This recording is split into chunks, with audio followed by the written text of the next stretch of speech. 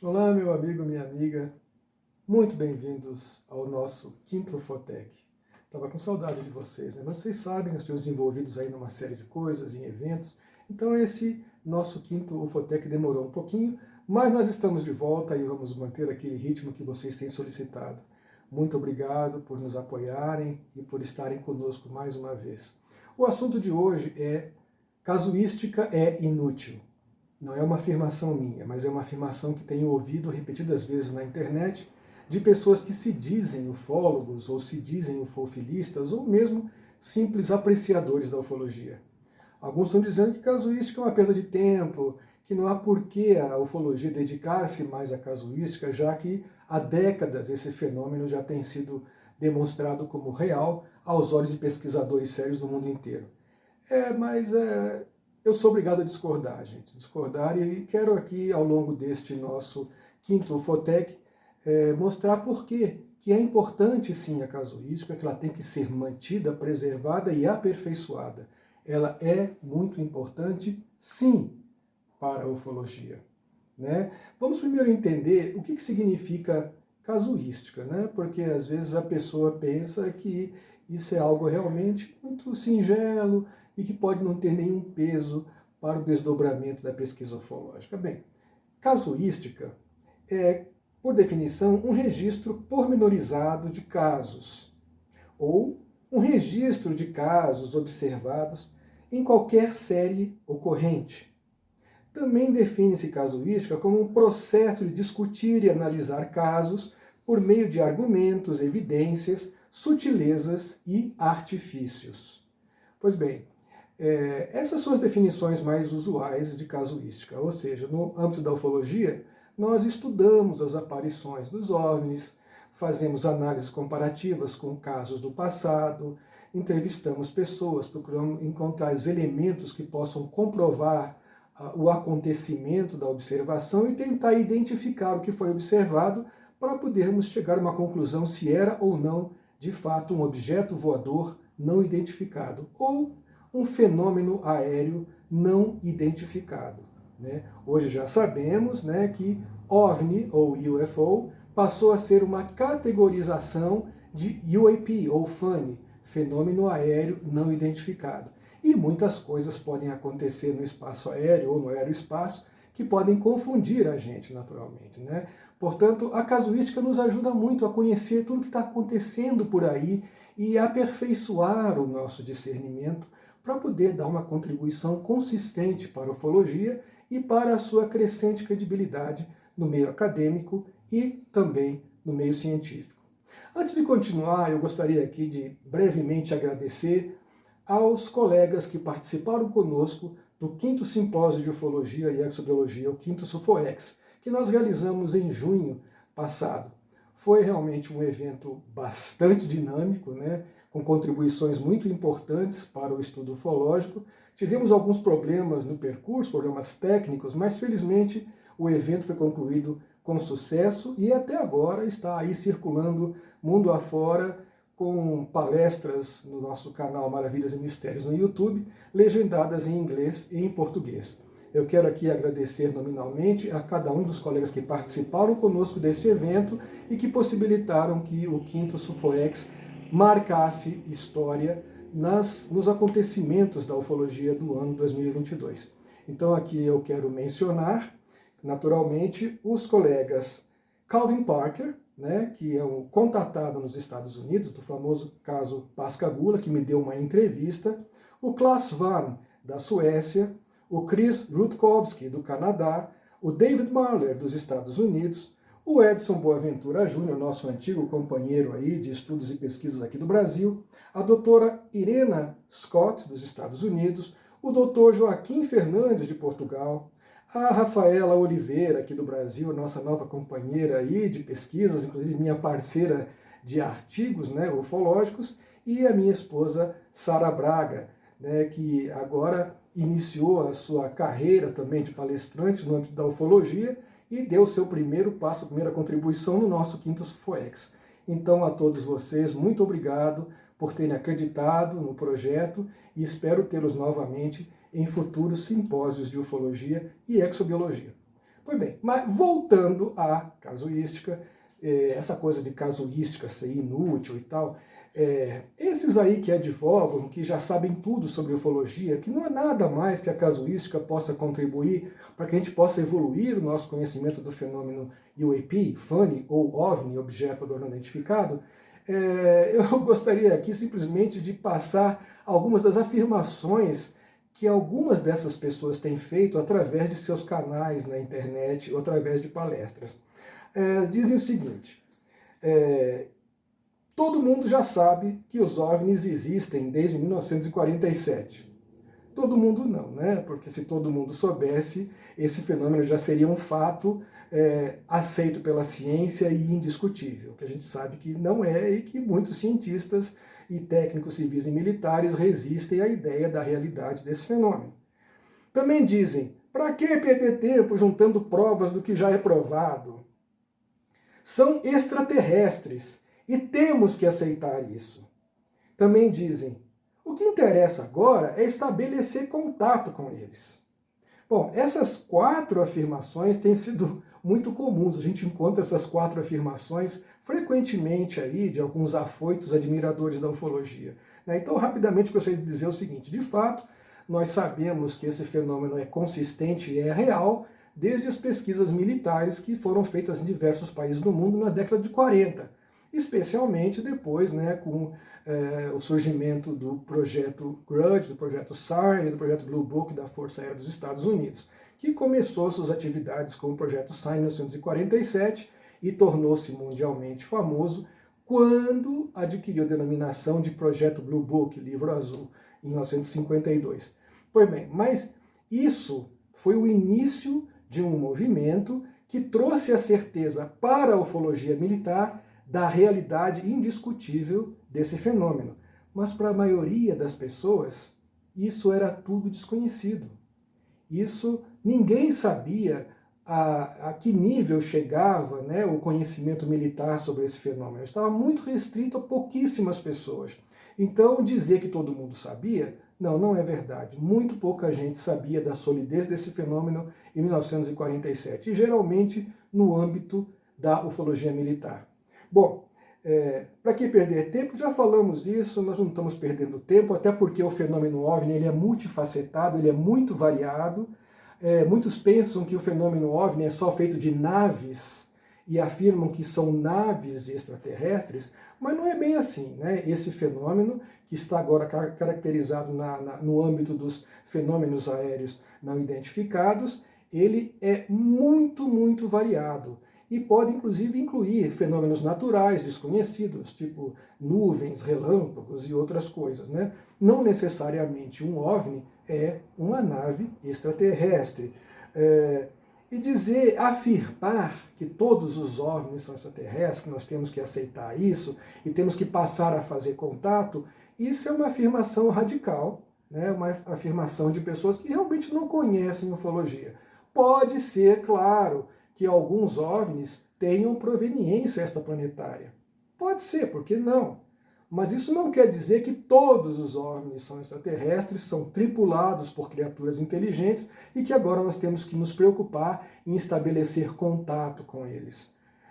A gente já vai ver em futuros programas que isso é um pouco mais complicado do que parece ser. Nós sabemos aí, é claro, que ao longo da história, lendas, mitos, e suspeitas também, indícios, evidências, teorias e provas surgiram indicando a realidade desse fenômeno. E até pessoas falam, por exemplo, de obras de arte, como essa pintura aí do século XV, lá de Florença, que aparentemente mostra uma nave ou um disco voador e seres estranhos descendo do céu. Isso é uma interpretação dessa pintura, mas pode ser que ela represente isso de fato, um objeto voador não identificado, ou não. Talvez alguma outra coisa que nós ainda, os estudiosos, inclusive da arte, não tiveram oportunidade de identificar. Bom, o fato é que esse fenômeno, UAP ou FUNI, ele adquiriu para nós aqui uma consistência muito interessante com a difusão da chamada Operação Prato, E essa Operação Prato, que teve a participação de militares brasileiros em função da aparição de objetos voadores não identificados agressivos também na região do Pará em 77 e 78, fez muita gente perceber que as Forças Armadas Brasileiras e nosso serviço também de inteligência envolveu-se numa investigação sistemática desse fenômeno, né? Agora, o que foi constatado ali não é aquilo que essas pessoas que acham que casuística não vale nada, porque já sabem de tudo, né? Não é bem isso que foi constatado pela Operação Prato. Nós não vimos ali, né, inclusive nas informações que ainda estão secretas, que ainda estão salvaguardadas, nós não encontramos ali, nos registros da Operação Prato, contato com seres angelicais, contatos com salvadores da humanidade, ou com qualquer criatura que tenha procurado o contato com aqueles habitantes daqueles povoados pobres do Pará, que tenha feito contato com a finalidade de evoluí-los espiritualmente. Pelo contrário, tivemos ali um pânico, né? Tivemos ali uma situação de pânico que acabou sendo necessária a intervenção militar, a intervenção do governo para descobrir o que estava acontecendo. De modo que dizer que casuística é inútil, porque nós já sabemos de tudo, nós não sabemos não. E a Operação Prato deixou isso muito claro. Nós temos aí estranhos visitantes, temos aí um estranho fenômeno. E esse fenômeno não é claro para a maioria dos pesquisadores civis e militares que realmente se dedicam a estudar. O que nós vemos aí é que existem casos que são absolutamente inócuos, de aparições, podem existir casos também de contatos pacíficos, talvez até com alguns objetos tripulados por criaturas inteligentes, mas também há muitos casos agressivos, né? Há casos em que as pessoas saem traumatizadas, né? E inclusive existem alguns casos, felizmente bastante raros, de óbitos que aconteceram em decorrência de contatos com esses objetos, com esse fenômeno e com seus, entre aspas, tripulantes. Vamos chamá-los assim para que todos possam entender. Então, essa coisa de dizer que casuística não vale nada, não é importante, é uma grande besteira, porque nós não sabemos, na verdade, nada ainda de certo sobre esse fenômeno. Precisamos continuar a estudá-lo, sim. E esses que afirmam que os OVNIs são veículos de seres angelicais que estão aqui para nos salvar, ou então para nos ajudar a evoluir espiritualmente, tomem cuidado, né? Porque são pessoas geralmente muito afoitas, muito voltadas à fantasia, muito voltadas à mistificação, e é uma mistificação que não tem sido saudável para ninguém, principalmente para a ufologia. Tem até danificado o processo da evolução dessa paraciência. Bem, a gente precisa, inclusive, lembrar que esse fenômeno tem sido muitas vezes tratado pelas Forças Armadas e pela ufologia militar como uma questão de segurança nacional, né? E muita coisa sido mantida em sigilo, em salvaguarda, porque há o receio de que esse fenômeno possa, inclusive, causar danos e prejuízos, né, à nossa espécie ou à nossa civilização. Então, vamos tomar muito cuidado com essa coisa de que casuística não serve para nada, porque nós realmente precisamos aprender muito do que está por trás dessa fenomenologia. O incidente, chamado incidente Cash Landrum, é um caso, inclusive, muito marcante, né, que ocorreu em 29 de dezembro de 1980, no Texas.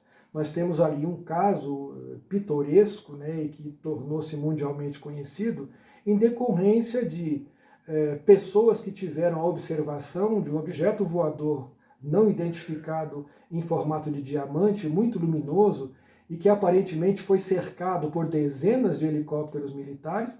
Essas pessoas que viram aqueles objetos acabaram sofrendo alguns problemas de saúde, né? E há, inclusive, indícios de radiação, gente que sofreu problemas por causa da radiação, que teve câncer e problemas na pele, enfim. Claro que tudo isso tem sido muito discutido no meio da ufologia, mas o caso Cash Landrum é um típico exemplo de contato que não é nada agradável, não é nada positivo e que não teve nada de engrandecedor para a espiritualização das pessoas envolvidas. Muito pelo contrário, aquele contato atrapalhou muito a vida dessas pessoas e causou sérios danos à saúde física e mental delas.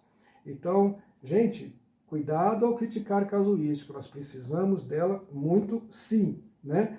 O que a gente vê com muita frequência são pessoas que, por falta do conhecimento da casuística, inclusive, categorizam qualquer coisa que vem no céu como disco voador, como nave extraterrestre ou como OVNI, né? Sem se dar ao trabalho de estudar nada, de pesquisar nada, de conversar com ninguém, de trocar ideia com nenhum pesquisador, né? E um dos casos até recente e que foi muito divulgado pela internet, envolveu uma torre de iluminação de um estádio, né, de um estádio desportivo, em que uma pessoa fotografou luzes da torre do estádio entre a neblina.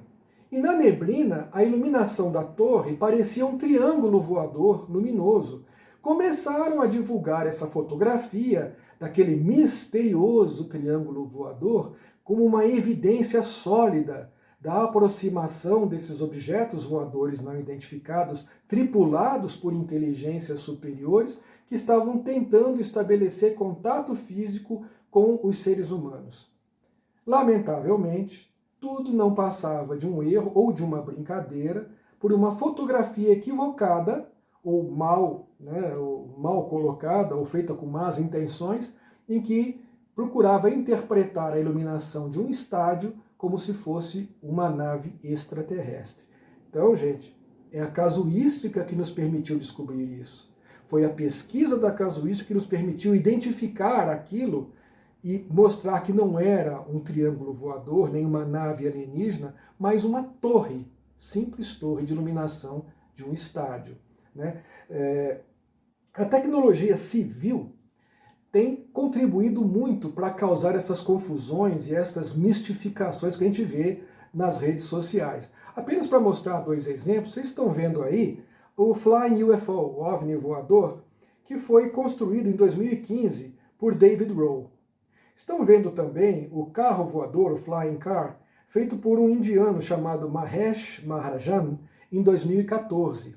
Observem como esses objetos que foram feitos por civis, né, com recursos às vezes muito modestos, poderiam confundir qualquer fanático ou qualquer pessoa muito apaixonada pela temática e fazer achar que eram naves, que eram OVNIs, né, objetos não identificados. E esses objetos são às vezes mais difíceis de identificar porque não foram feitos por militares, não foram feitos por empresas de tecnologia de aviação, mas sim por civis que construíram em casa. Então o sujeito constrói um aparelho voador em casa, com algum conhecimento de tecnologia aeronáutica, e faz essas experiências. Então vocês vejam bem como a gente corre o risco de interpretar coisas que poderiam ser identificadas através da casuística e perdemos essa oportunidade. Essa coisa toda de querer dizer que a casuística ufológica é inútil e que ela não tem sentido, tem dado muitos problemas para nós, né? Até porque tem gente que confunde até infláveis, balões de brinquedo com disco voador, e alguns, já sabendo disso, até constroem balões com formato discoide para brincar, né? Só que algumas pessoas desinformadas pegam essas fotos, essas imagens, espalham pela internet como uma evidência de um disco voador. E dirigíveis, gente, tem acontecido nos últimos tempos das pessoas verem e filmarem dirigíveis, aqueles dirigíveis grandes de propaganda da Goodyear, né? E recentemente, mais uma vez, pessoas confundiram dirigíveis com uma nave-mãe e começaram a tentar fazer comunicações telepáticas com o dirigível, achando que era uma nave que vinha de outro mundo e que ia pousar para estabelecer contato conosco.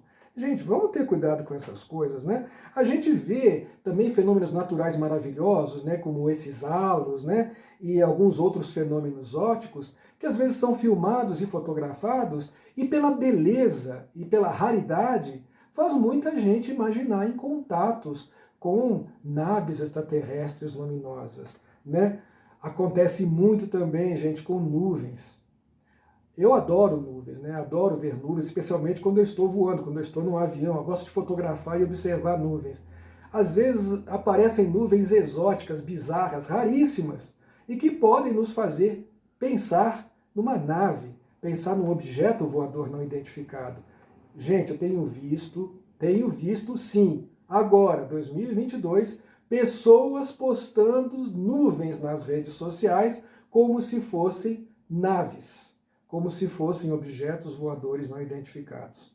E sabemos que eram nuvens por causa da casuística, por causa da nossa prática de investigação, de questionar, de procurar conhecer os fatos e registrar esses fatos para que outros pesquisadores possam usá-los no seu próprio trabalho de pesquisa e de discernimento. Isso é uma das grandes vantagens da casuística, né? Que é registrar informações para que todos os demais pesquisadores tenham acesso a elas e possam usá-las no seu próprio trabalho, né? Bom, as nuvens químicas, né, nós falamos de nuvens naturais, mas nuvens químicas, né, de pesquisa atmosférica, as nuvens de bário e outros tipos de nuvens, muitas e muitas vezes causaram problemas porque as pessoas imaginavam que estavam tendo contatos com objetos de origem interdimensional, ou que estavam vendo fenômenos parafísicos que achavam que eram não identificáveis. Aí, com um pouquinho de pesquisa, acabamos descobrindo que algum laboratório, alguma universidade, algum centro de pesquisa estava fazendo investigações na atmosfera usando químicas. E essas químicas causam fenômenos lindos no céu, né? E drones, gente? Uma das coisas que tem preocupado bastante, né, e que fomentou inclusive a casuística, é o uso de drones. Muita gente hoje em dia tem drones, né, para fazer filmagens, fotografias, né, para fazer inclusive reconhecimento territorial e proteção de segurança em fazendas, né, fazendas grandes, propriedades grandes. Então muita gente está usando drones. Só que muitas pessoas também estão usando drones para fazer brincadeiras de mau gosto. Colocam luzinhas nos drones, colocam luzes sequenciais, põem alto-falantes pequenininhos para produzir algum som, e aí as pessoas imaginam que estão vendo uma nave extraterrestre, especialmente quando o drone é usado à noite. A gente não consegue ver o contorno, não consegue ver a estrutura do aparelho e só vê as luzes. Então muita gente vê luzes de drones feitos, né, fantasiados de maneira intencional, por maldade, para que outras pessoas aleguem ter tido observações de discos voadores. Olha que maldade, gente. E muitos desses casos que a gente vê aí nas redes sociais, de luzes no céu, lamentavelmente são drones. E como é que a gente sabe? Através da casuística, através da experiência que a casuística nos deu de correr atrás da informação, correr atrás dos fatos para poder checar o que é verdade, o que é mentira. E, por fim, eu gostaria de dizer a vocês que nós vamos nos aprofundar nesse tema em futuros programas, mas eu queria dizer a vocês que é sempre muito bom ouvir as suas críticas, suas sugestões, escrevam para a gente, né? Curtam, por favor, inscrevam-se no nosso canal e você aí que participou deste quinto Ufotec vai receber aí a surpresa do sorteio deste programa, que será os primeiros 12 números da revista OVNI Pesquisa. A revista OVNI Pesquisa, que é uma das publicações talvez a mais primorosa já feita no Brasil, nós vamos sortear para você aí os 12 primeiros números, as 12 primeiras edições, a coleção completa da OVNI Pesquisa. Vamos ver, inclusive, alguns artigos que eu escrevi, algumas das revistas, também a minha esposa, a Sara Braga, também tem alguns artigos que foram publicados pela revista. Então, você aí vai participar agora do sorteio e eu espero que você tenha uma excelente leitura, porque muita coisa bacana foi publicado na OVNI Pesquisa. Então eu quero agradecer a você e fique atento, acompanhe o Ufotec, porque vem muita coisa bacana por aí, tá? Obrigado e até o nosso próximo programa.